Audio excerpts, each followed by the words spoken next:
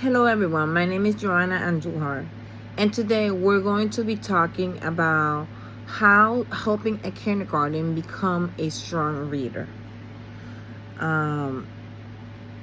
Okay, so we're first going to be talking about what is the science of reading, right? The science of reading, it's not just a method, it's a collection of research on the researchers on how children best learn to read. Reading is not just something that you're born with, or that you just easily obtain. It has to be something that is being taught step by step. This research requires us to start with the basics, right? Like sounds, letters, and how this letter may build up into words. Now, the Scarborough's reading role shows that you can read well if you have two big skills. One is the recognition of the words, and two, the comprehension of the language. As students learn to read well when they're both strong. Okay, these skills are very important. Now, the simple view of reading, right? It basically says that reading requires children to be able to read and comprehend the words reading become difficulty when that part is missing. So it is very essential and it's important for them to be able to do that. Now, there are 5 essential literacy skills that you need. 1 is the phonemic awareness, right? When you're playing with those sounds. 2, phonics, which is the letters to sounds. 3, fluency, when you're reading smoothly. And 4, vocabulary, when you're learning those new words. And 5, comprehension, in order for you to be able to understand the story. Now, how do the skills work together? Well, they help each other out. Children first listen to noise.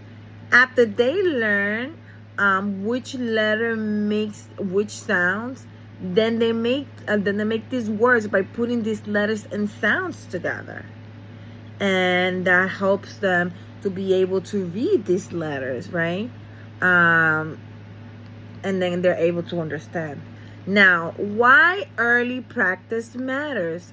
Now, it's important because reading is very hard for children who cannot hear or work with sounds and words, right? To help children learn these important skills, kindergartens will usually play games, sing songs, and work with the skills every day, right?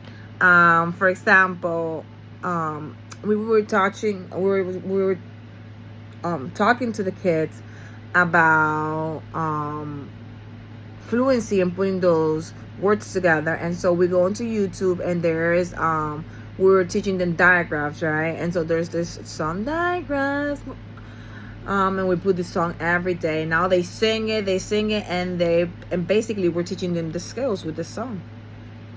Now, there are 2 strategies for kindergarten's classrooms, right? Like I just mentioned, there are the songs and the rhymes. The kids love repetition is key, and this builds into sound awareness. And number 2, interactive read alouds to be able to build that vocabulary, right? Both of these are fun and powerful ways to support young readers.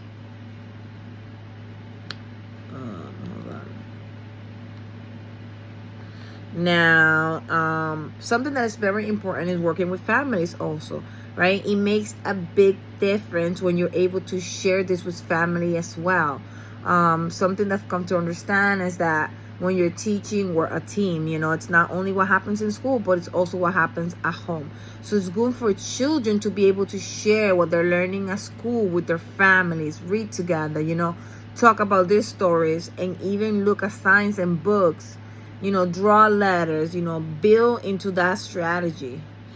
And now, finally, what we learn from the science of reading, it helps us to make sure that our children are good readers from the beginning, right? All of the children can have these tools, and they need to do well if we work on these important skills. So thank you so much. Have a good one.